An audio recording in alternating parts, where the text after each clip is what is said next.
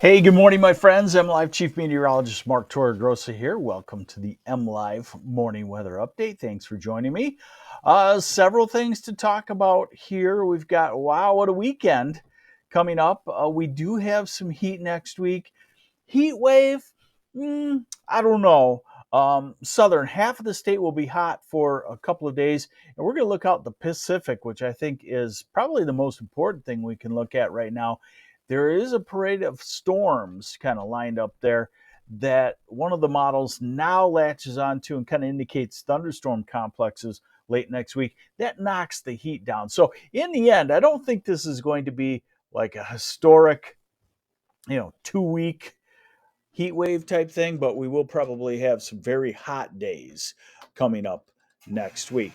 This morning, the showers have moved across northern lower Michigan and trying to move across Saginaw Bay and dwindling as they do so, unfortunately. So there isn't going to be a whole lot of help for dry conditions. Now, we get sunshine back. As you can see, after this band of clouds and showers moves through, we'll go back to sunshine and dry conditions. In fact, here is that radar forecast. And you can see that it pretty much dwindles the line of showers moving across the state right now. And that's very common at this time of the year, at this time of the morning and this time of the year, because the sun gets up and then it kind of dries out the clouds. And so our radar forecast at noon shows dry conditions. Hey, good morning, Rhonda Ledbetter from Cass City, and Pamela Jones, good morning. Jenny Steele, good morning. So into the afternoon should be dry conditions. This time of the year, you get a 5 mile wide shower or thunder shower somewhere in Michigan, but generally, I would not plan on any rainfall after the showers move through your place. And in the southeast, those showers will probably have dried up in the next hour or two before they even get to you.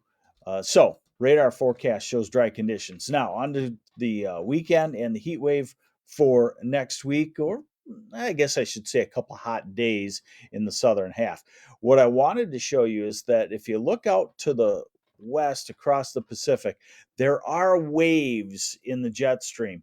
And even though we're going to get into the hot dome, the jet stream will be pretty close in southern Canada. And as a result, when those waves come through, they knock down the hot dome and give us a chance of thunderstorms. So here is that European model that we like so much because it gets a really good initialization. It gets a lot of inputs into the beginning picture of it. And so it can forecast pretty good out into the future. This is Saturday, right there. Not much wind, comfortably cool in the morning, comfortably warm in the afternoon. Labadee Rib Fest this weekend looks fantastic. Sunday morning, not much wind, comfortably cool. Afternoon, right there, picture perfect sunshine, except for the fact that we are dry and a lot of places are in moderate drought. Now, Monday, one of those disturbances out in the Pacific looks pretty robust, and this is Monday afternoon, and it looks like an widespread area of rain could move through all of Michigan Monday night. Holds the heat back until Wednesday, as always has been expected. So this is Wednesday afternoon, a southwest wind, the heat coming in. And then this model wants to try to develop a thunderstorm complex Wednesday night or Thursday. That would kind of hold the hot heat, the 100-degree heat back. And then as we go into Friday, on the edge of hot weather, another thunderstorm complex. But bear in mind, this is 9 days out. So if that thunderstorm complex is 200 miles far to north in southern Canada, southern Michigan is near 100 degrees. And if it comes through in the middle of the day, it can keep the temperature down to 90, but very humid. And I guess that would be one of the main things I would say is, we're going to focus on the actual temperature. Will it hit 95? Will it hit 97? Will it hit 100? But the one thing we know is if it doesn't hit 95 or 97, it's because of a thunderstorm, and 92 will be very, very humid. Any way you slice it, second half of next week is going to be on the hot side. And now here's a look at the European, and I've been showing this to you and saying that, a lot of times it comes in lately a little too hot, and you'll kind of see the adjustment. So here are the high temperatures forecasted for the next 10 days. Today, 70s in the north, Traverse City maybe 72, Grand Rapids 78.